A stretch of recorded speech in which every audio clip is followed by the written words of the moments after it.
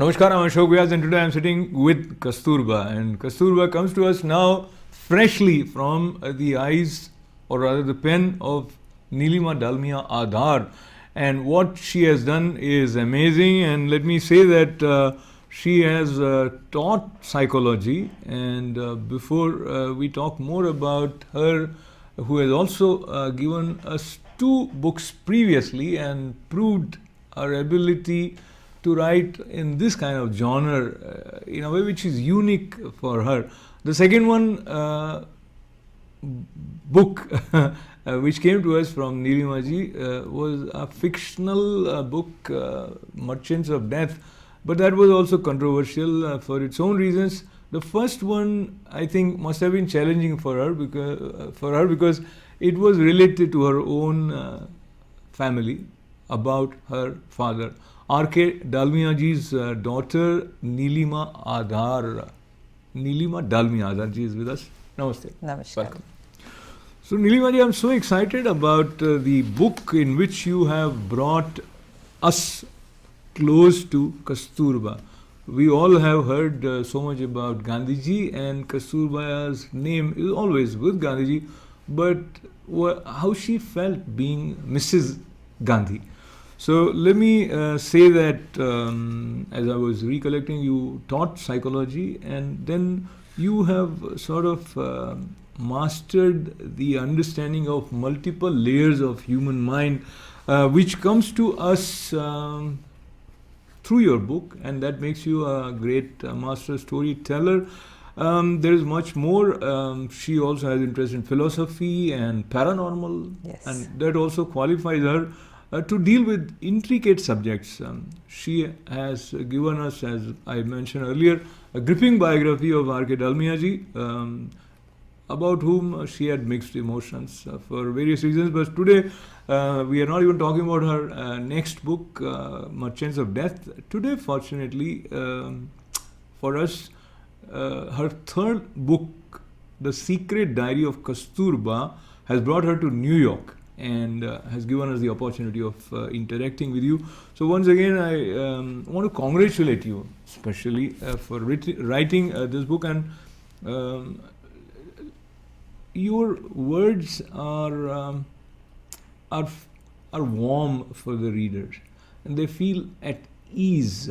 There is a sense of freshness, there is a sense of beauty, and the narrative of Kasturba's fictional diary also shares details without losing the fluidity of expression. The joy of reading prose revives when one reads this book. So talk to me about, are you someone you would say is gifted with this talent of writing, or it is something on which you have worked consciously? I think it's a little bit of both. First, let me thank you before I get into that, Ashok ji, for allowing me this opportunity to speak to you and to speak to all our viewers here. Because I think it is any writer or any artist's ultimate dream to have exposure in the United States. And you'll be surprised to know that this is my first visit here. I've never been to New York before, never been to the United States before. So it is a great honor for me to be bringing Kasturba here, or rather Kasturba bringing me to United States here, and to be talking about my book to you. So to answer your question, I think it's a little bit of both. I got the genes for writing from my mother. She was a prolific writer herself, over 40 books published by her, and she got the Padma Bhushan the year before she died.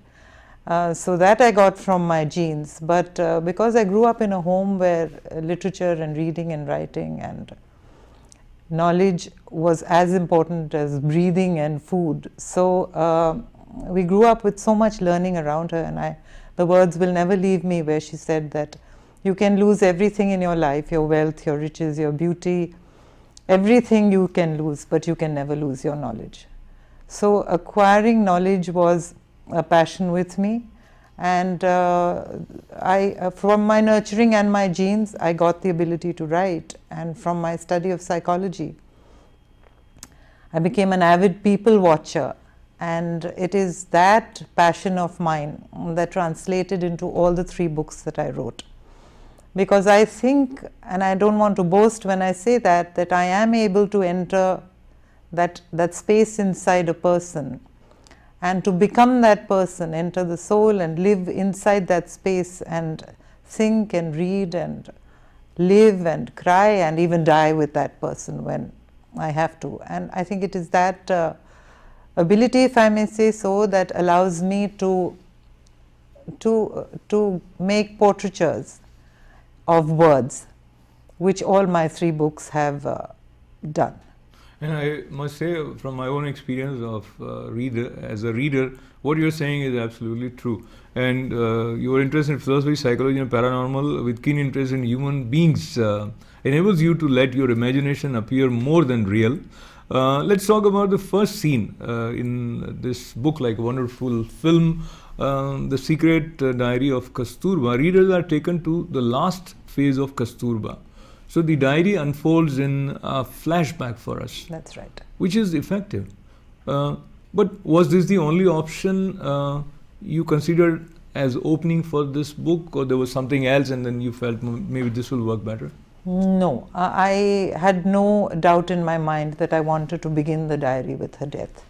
And let me share this with you, is that I have the greatest fascination for death and birth. And I have been accused of having a fetal fixation, because in all my writing, there are portions of my books where I have spoken as a fetus from inside the womb. And this may have something to do with my own prenatal development, because I was a fetus that stayed in my mother's womb for 11 months. So I think I was alive there. And somehow I'm always drawn to writing from the voice or writing in the voice of the fetus from inside the womb. And death has fascinated me. I romance death like my mother did, because a lot of her writings are about death. So I think I got it from her. So I romance death, and I fear it too. But I think I do the writing of death with a kind of surreal quality, which I think I do the best out of all my writings. And if you ask me, I sometimes feel that somebody else is writing this when I'm writing about birth and death. Because sometimes when I read my own writing, I just suddenly say, did I write that? Or who has written that? It's almost that I'm there in that space and watching this whole process of the soul leaving the body. And sensational as it sounds, but I think I dwell in that zone a lot. You know, forgive me for getting to the space where we connect with humor. So some people would shiver at the thought that you dwell much in that space.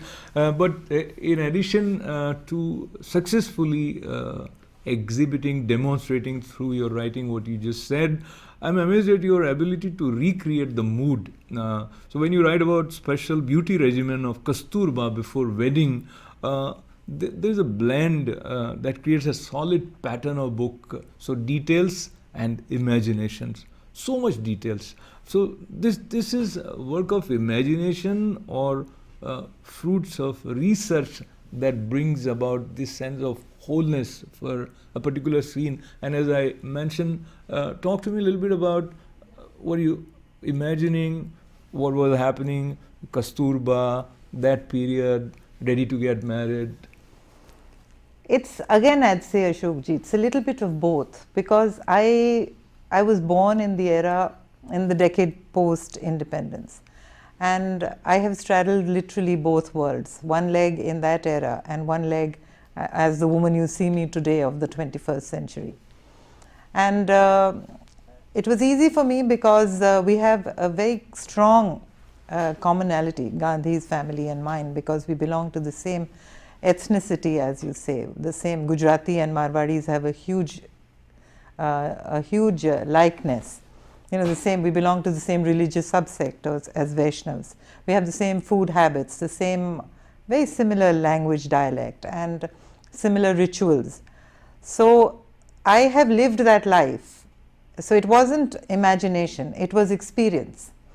And that pre-wedding scene that you say about that uptan, as we call it, those pastes that are put and everything, that preparation for the nuptial night, is something that was done to me as well.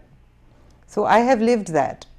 And so I have lived two lives in two cocoons, one that old traditional Marwari home life, which is very similar to Kasturba's, and one which I've evolved today in so many layers. And as I relate with life today in this press button age where it's instant gratification, so my attempt has been to straddle both the worlds. And in my writing, I have tried to address young India, or young world, if I may say so, because I want them to know that they live in a free India today, and there was more than just Gandhi who gave them that freedom. There was more than just Gandhi, and there was more about Gandhi than what we know, and there is more about Gandhi than what we are constantly being told about Gandhi.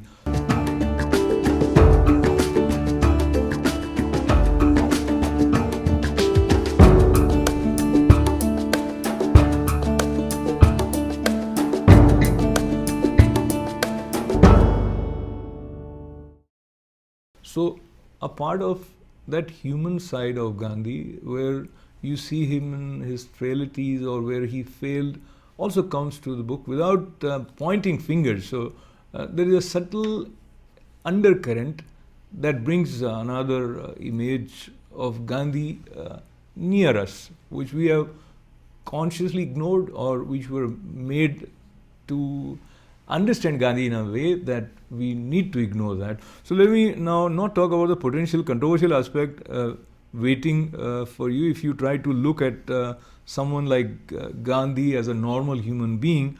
Let me ask about Kasturba, as she was revealed to you while writing her Secret Diary. They exhibited great bonding and understanding throughout their life.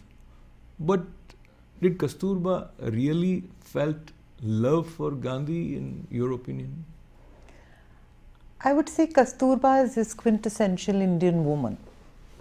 She is born with the attitude and the genes to serve the man she marries. Maybe serve is not the right word, to be devoted to the man she marries. And Kasturba, as I know her and as I have become her, so this book has happened because I have become Kasturba, and these are my reactions, and it is me as Kasturba speaking. So I often refer to this when I say that on Gandhi's 70th birthday, Albert Einstein had said that the future generations will find it hard to believe that a man such as this walked in flesh and blood on this earth. But what Albert Einstein forgot was that the man who walked flesh and blood on this earth didn't walk alone. There was one woman behind him who walked by his side as his shadow from the time she was married to him at the age of 13 till the time she died. And I very firmly believe that Gandhi would not have been the Gandhi he became had Kasturba not been by his side. Now, this may be a reflection of me as I recognize myself as a woman who is essential to the evolution of man, as this quintessential, I would even say the eternal Adi Shakti. So Kasturba is this omniscient mother and this eternal Adi Shakti who can never be created and can never be destroyed. So Gandhi didn't walk that path alone, and people should know that if they find it hard to believe that Gandhi walked in flesh and blood alone on this planet, well, they should find it equally hard to believe that there was a woman who history forgot and all of us forgot, who needed to be in that same hall of fame as her husband, because he would not have been the Mahatma had she not been behind him. So if she was not behind him, he was not what we know him to be.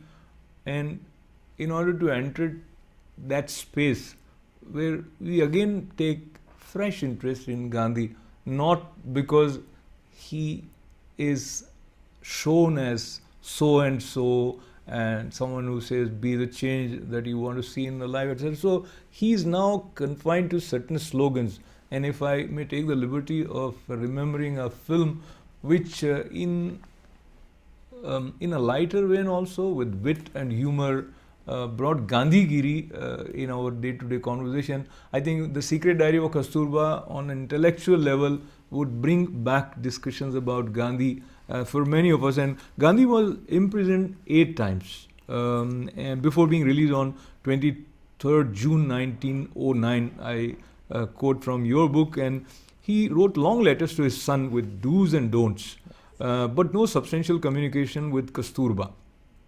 While returning from England, he wrote Hind Swaraj. His identification with Bharat left little of him for Kasturba. So you have shown those dark corridors of loneliness which were gracefully accepted and embraced by Kasturba. Did you feel extra sympathy for Kasturba, or you were touched by her strength as you wrote the Secret Diary? Again, a bit of both, because as a woman I empathized with her. It must have been very hard for her, because we have to remember that she was a woman from a wealthier home than Gandhi, and she had to adapt herself to this large joint family. She came from a family where she was the only daughter and a very pampered child, and she beautifully adapted herself there under Putli Bai's care, her mother-in-law, and with all the other adjustments she had to make to the rest of the family, she did it beautifully. And Gandhi was a very controlling husband, very suspicious, very controlling, very dominating husband. She took that from him. So it must have been a huge adjustment for her. So as a woman, I felt strongly empathetic for her as a wife. And I also felt that, like I feel that I became Kasturba. So if I was that neglected wife or that lonely wife, so that loneliness did touch me.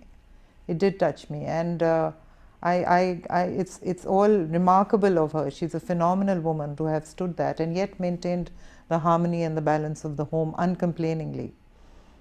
Although I must add that she didn't take it all quiet and lying down, not the Kasturba that I created, because there is enough evidence to believe that whenever she felt that there was an assault on her senses or something was going against what she felt was holy and sacred to her, she retaliated. She fought back, she argued, she cried, she left home and went once.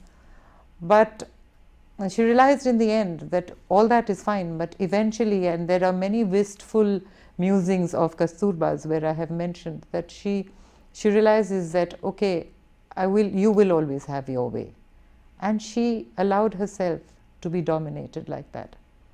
So it was a conscious decision on her part that she allowed him the freedom to dominate her. And for me, and that is one of the greatest, I would call it sacrifices of a woman of that genre. So I think this sentence needs to be heard again.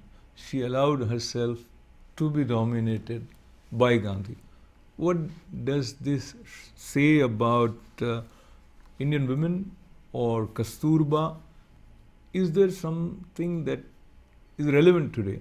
We'll talk about that, but talking about Gandhi as a family man from your Secret Diary of Kasturba, on page 253, where we find Gandhiji's son Harilal's letter to his father, one gets the sense that father of the nation failed in proving a considerate father for his sons. Staying with Kasturba, Harilal wrote, "But the plight of my mother was much worse than mine at Phoenix. I saw that she was being insulted often. What I saw was like witnessing a thief admonishing the sentry."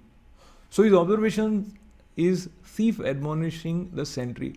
Did you got the sense that Kasturba also felt the same way frequently? Did she protest? You already mentioned she did. But did she communicate effectively, and was there any meaningful communication on ongoing basis between husband and wife? She did from time to time. But one thing she certainly didn't do is she did not allow her sons to ever get away with the feeling that there was an injustice upon her from her husband. So she maintained that harmony right through. And even though she felt that there was huge injustice being meted out to the sons, she did not allow it to penetrate into her mind and allow them to live in that feeling of pitying her, that she is being ill-treated by their father. She never allowed them to do that. And whenever it was necessary, she admonished her husband, sometimes to the extent of saying that they would have, it's a curse to be born your sons. They would have been better off if they were born as servants of somebody, or servants' children. But she was pained when she saw it. Was like it broke her heart to see that she could not restore the harmony between Harilal and his father. And she, much as her heart bled for the son, which is normal for any other mother, and I think that if I put myself, which I have done in many of the cases, if I were to make a choice, an unfortunate choice between my son and my husband, I would choose my son. But she could not allow herself to do that, because she realized that, I think somewhere she realized that Gandhi would not be able to survive without her. So she had to sacrifice the role of the mother in favor of the role of the wife. And I think that must have been the most critical and the most painful decision of her life. That's a very important point. And another thing which probably I'm asking you again is, when something is talked about so much, people get bored of it. And then to enter in that space and live it, as you did while writing The Secret Diary of Kasturba, recreate those scenes with a different point of view. It's quite challenging. I mean, so let's hear from you again. What made you so much interested in talking about this period, which people feel that they know and we are done with it, though you get a fresh perspective when one reads your book. So your take on this? I think modern India, young India, like I always equate young India because I have two children who are 30 and 35, and their voice I treat as the voice of young India. I think they know very little about Gandhi, and what they know of Gandhi is confined to what they saw in Richard Attenborough's biopic, or later Munna Bhai and the new Gandhigiri slogan, which you said, the slapstick comedy. So they know very little about Gandhi. What to talk of Kastur? They know nothing about Kastur. And I just felt that we owe her a debt of gratitude. And I think that I owed it to her because, or I owed it to myself because I became Kastur, to acquaint young India with the woman who everybody forgot. So if there was a Gandhi, there was an alter ego, or his conscience keeper, if you want to call her that, who walked by his side and who took all the knocks. And it was doubly painful for her because not only did she take the knocks that he took, she also took the knocks from him. Because with his, you know, he was not the easiest of husbands to deal with. He was, like I said, very controlling. And she had a mind of her own, and she was a passionate, outspoken woman with a great deal of candor. So it must have been a huge amount of reshaping her own self to be able to take that and still maintain the harmony. She would not allow anybody else to say that, like Harilal says, that she is more tormented than me. She did not allow him, she did not affirm that to him and give him the satisfaction of saying, yes, you're right. Mm-hmm.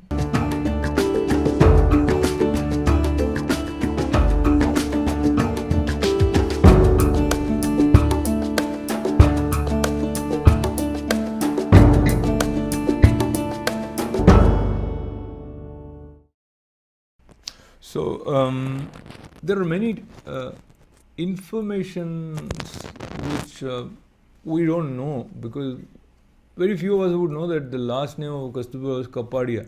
We all know Dimple Kapadia, but very few, I think, would recollect what was the family name of Kasturba. So when you read The Secret Diary of Kasturba, you know about that. You also know that she was 6 months elder to Gandhiji. She was older to Gandhiji.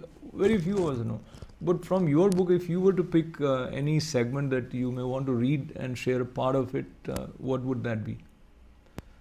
You know, there's a very heart-rending incident, which I don't know how many people know, is when Manilal, his second son, was 20 years old, and he had a little romantic, they were at the Phoenix in South Africa at the farm there.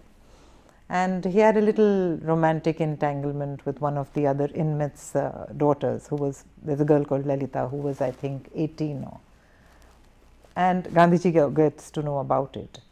And he summons, one of the girls complains to him, and Manilal is summoned there, and he looks at Manilal, and Manilal is shattered because he's so petrified that what is going to happen to me now. And he enters the room, and Gandhiji is sitting on the floor with these two girls, Lalita and the other girl, Chanda, who are on either side, and both the girls are crying, and Gandhiji is looking very, very pensive and very sad. And Manilal is shivering when he enters the room, and he says that, and Gandhiji tells him that, you tell me, what is it that enticed you to this sin? And so, you know, Gandhiji had a habit of that self-flagellation, as I call it, because anything that went wrong, he said, no, I have done something wrong. There's some fault in my penance, so I will have to, in my sacrifice, that I have done something wrong, so I will have to sacrifice. And his tool of sacrifice was fasting. I'll have to go on a fast. So all three of the children start crying, and they say, no, Bapu, you don't do it, and you punish us. We will do the fast. And Manilal says, no, you don't punish the girls, it wasn't their fault, it was my fault. And so he tells him, so you tell me what was it? What enticed you to this sin? And Manilal says, Bapu, it was her hair. So this girl has beautiful long hair, and he says it was her hair that enticed me. So he said, so we need to nip the sin in the bud. And he says, get me a pair of scissors. And in 5 minutes, those two girls are just shorn of their locks. So they're made tonsured heads, and the hair is lying on the floor. And that's when Kastur enters, and she's appalled when she sees these three children crying and that hair on the floor.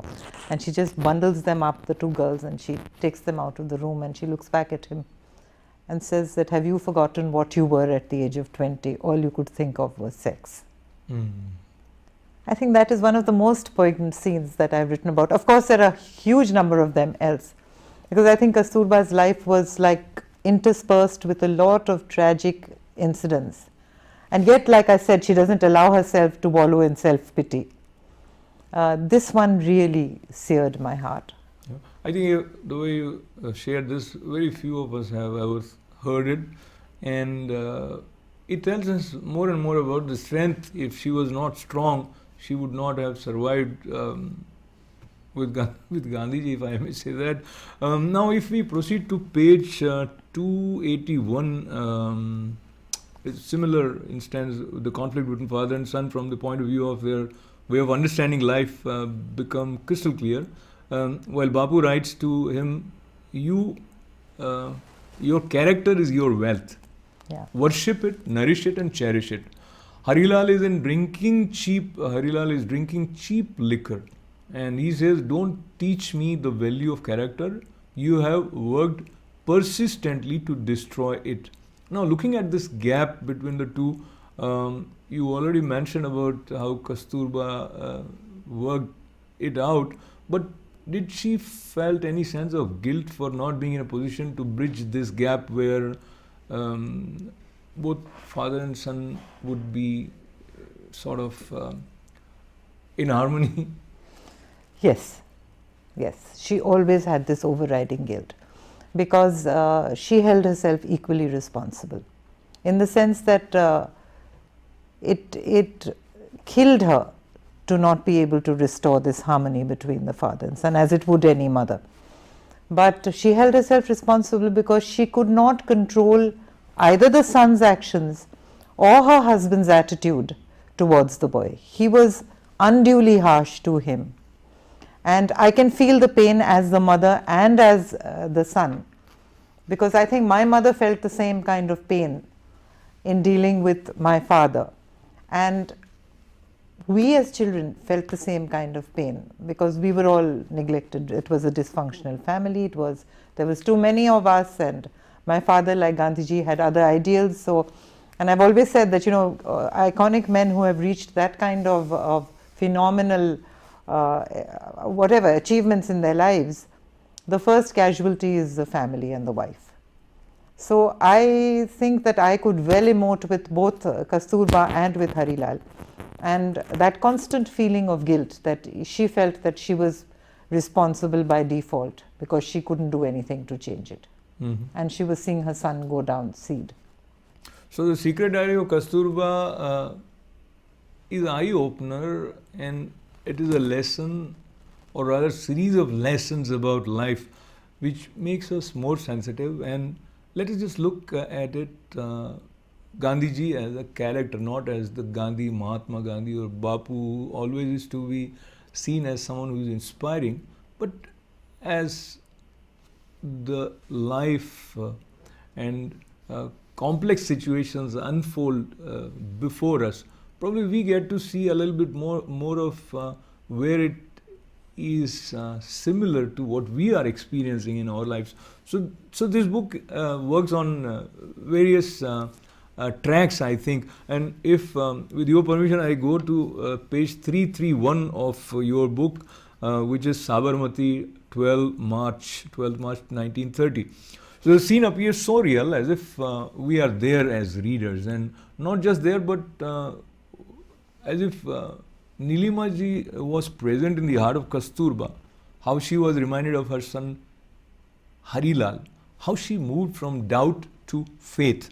And these are very swift transitions of her inner journey. So at one point, when she hears Gandhi's call, "We shall not return to Sabarmati until India is free," Kasturba is thinking, and I quote, "Even though I was driven by the intensity of Mohandas' zeal, I failed to understand how collecting one pinch of salt could help us get freedom from the British." So anyone would think like that. But then we see her through words of Neelima ji addressing all the members with the message, "Our men are warriors and we are all warriors' wives. If we are brave, so shall they be." Finally, this chapter concludes on a crescendo. And in that moment, you write, Neelima ji, in that moment I felt I had become the omnipresent mother goddess myself. So, what is it you would say that transformed Kasturba? There is a revelation in her at one point where, till a certain point, she just surrenders to whatever her husband does. She surrenders by, it's not a conscious belief in what he does, she just surrenders, she goes along with him because that is her dharma, she supports him. When she sees the response at the Salt March, at the Dandi March, and she sees the way these people are galvanized to action, one call and the whole nation stands by him. And that is when that awakening happens in her, when she realizes that I am married to an extremely enlightened man, like she sees that divinity in him. And perhaps in that moment she can forgive him for all his frailties, because up till then she's only looking at him from these mortal eyes of a wife or a tormented mother or an independent woman who has been imprisoned or held captive by her position as his dharma patni, if you want to call it that. But that is when I think she realizes that there's this greatness in him which she has taken for granted. And being married to that man who is so larger than life, he's broken the barriers of this mortal body and this mortal spirit, is when that awakening comes to her, and she says that she finds herself in gratitude, if you would say, or humbled, or whatever you want to say, being married to the Mahatma. That's beautiful. Actually, that opens up the vastness or something which takes us beyond limits.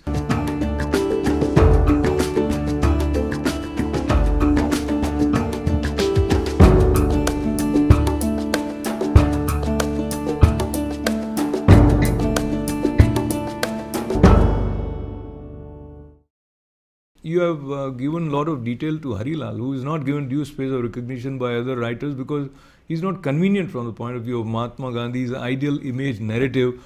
But you have also brought him as Kasturba's voice, and on probably page 35 or in his letter to Bapu, post his conversion and reconversions, he writes, Ba only sees what you show her. In my opinion, you have never allowed her to have an identity of her own. Earlier, he also says, Ba is just a shadow of Bapu.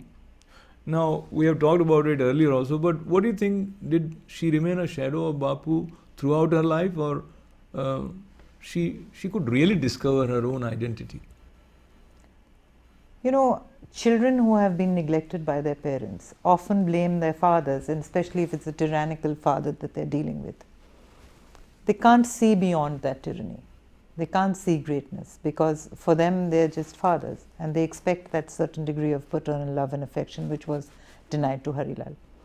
So it's a very convenient scapegoat, if you want to say, to blame them for anything that goes wrong in their lives. And because Harilal feels that his mother wasn't able to bridge that gap between him and the father, he blames her. And then he doesn't blame her, he absolves her of that blame, because he says that she can do nothing without you. And yet there's a contradiction, because I don't know if you remember, but there's an incident when Gandhi is doing this whole India tour, and this is a time when the freedom movement is really boiling, the cauldron, you know, it's volcanic and eruptions can happen any time. And the train stops at Katni, and it's one of the times when Kasturba is with him, and the train stops at that Katni station. And there's a volatile crowd there which is screaming Mahatma Gandhi ki jai. And Kasturba hears one lone voice in the crowd which says, Ma Kasturba ki jai. And she cranes her neck and she looks out and she sees Harilal in that crowd. Wow. And he's in tattered clothes and he's, you know, unshaven, and he's really looking like he's a battered, wrecked man. And she looks at him and he approaches the window, and she's got tears in her eyes. She's absolutely delighted to see him, and sad as well, because he's a figure of like the epitome of tragedy. And he hands her this shriveled orange and he says, this is for you. And it's not for him. He looks at his father. And there's such a childlike innocence in that boy at that point, and your heart goes out to him. At least I did, and I can say this, that I cried while I wrote that sequence. And he looks at his father and he tells him that you are what you are today, it's only because of my mother. And the train moves on and she's looking back wistfully. You know, I can imagine this as a sequence in a film. And he just gets swallowed by the crowd, and she just moves away. So I you know, that is a time I have wept when I have written this sequence. There is a pictorial quality in the way you describe, and I was also visualizing. Maybe down the line we'll see this in the form of film also. But let's take the well-known sequence in Gandhiji's life where, in order to test his vow of celibacy, he slept without clothes with Manu and Abha. On page 375 of this book, Kasturba's thoughts are expressed. How could this be a successful test of their celibacy?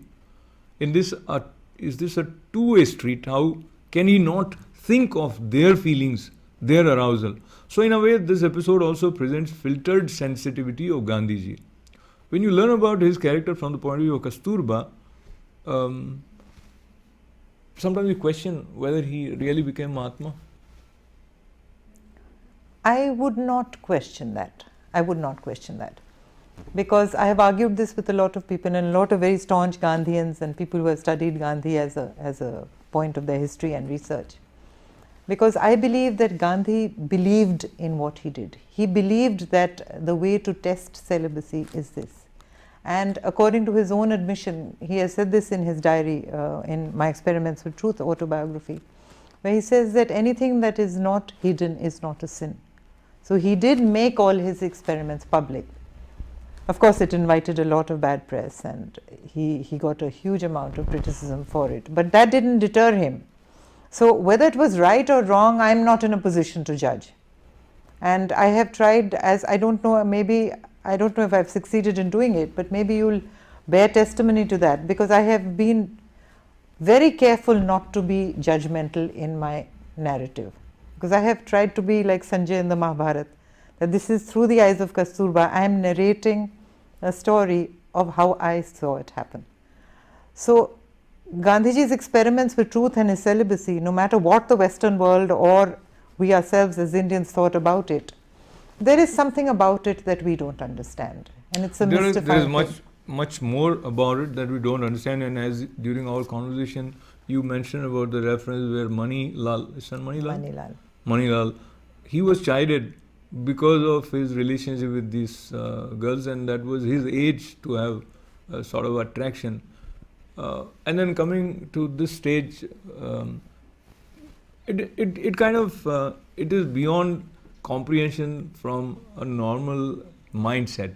So Gandhiji was slightly higher, and as you said, he probably saw more, or he wanted to put himself through those kind of tests which would validate that he's working in alignment with his conviction of truth. Now, truly speaking, as we conclude our conversation, from the eyes of Kasturba, you have seen Gandhiji in flesh and blood looks like. So, what, not from the point of view what we have read and that has become cliched, but from humane point of view, looking at Gandhi, what is it that makes a person strong, man or woman? Talk about Gandhiji as well as Kasturba and what we can take from them. I think strength of conviction is believing and standing by what you think is the truth, which both did in ample quantity. Gandhiji stood by his convictions right till the day he died. He believed in satyagraha, he believed in non-violence.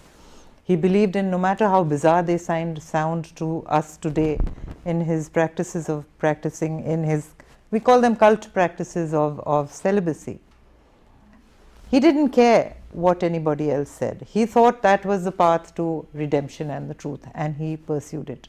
And so did Kasturba. So I think the strongest message that comes out from here is that you stand true to your convictions. You don't waver from them. And what you believe is what you believe till the day you die. So my message to everybody, if they ask me, is this, that if I can get even 1/10 of that kind of strength for my convictions, and I think I've been accused of being too candid in my writings, so maybe I've got 1/10 of it already. I think I would have realized a dream.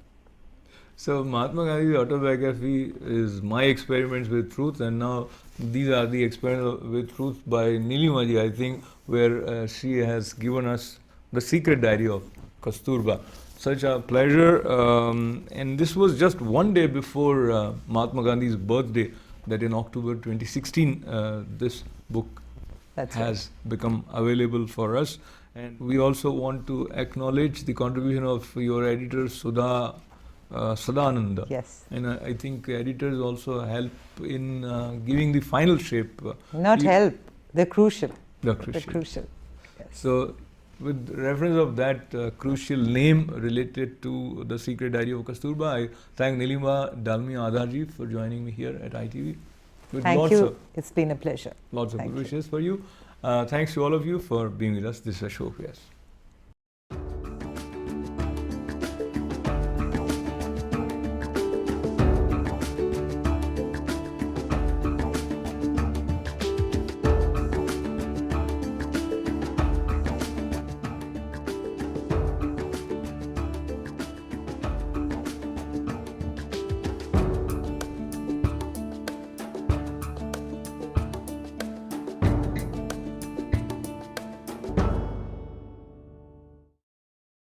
आग बहे तेरी रग में, तुझसा कहाँ कोई जग में है, वक्त का तू ही तो पहला पहर, तू आँख जो खोले तो ढाए कहर।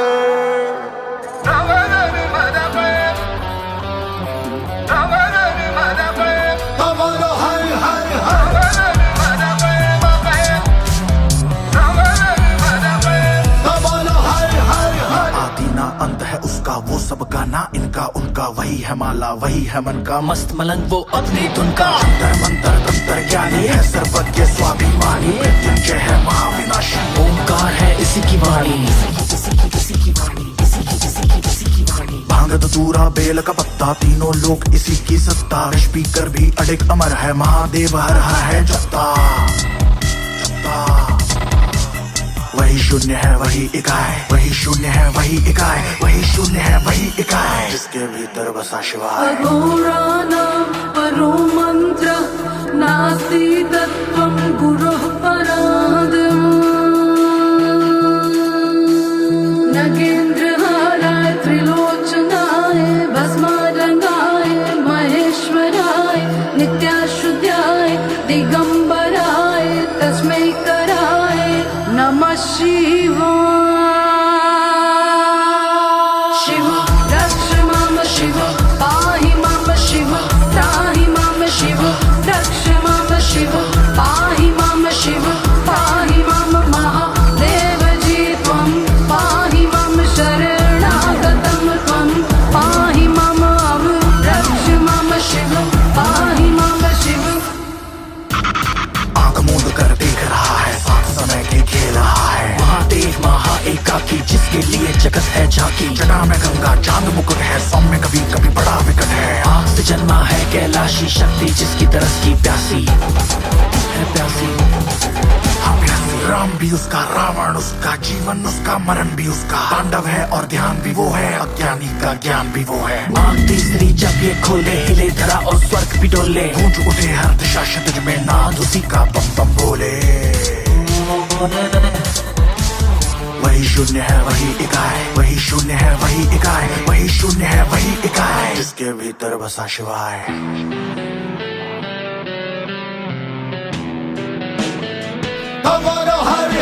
जाके लाश जाकर विनाश, जा जाके लाश जाकर विनाश, जा जाके लाश जाकर विनाश, जा जाके लाश जाकर विनाश, जाके लाश जाकर विनाश, जा जाके लाश जाकर विनाश, जा जाके लाश जाकर विनाश, जा जाके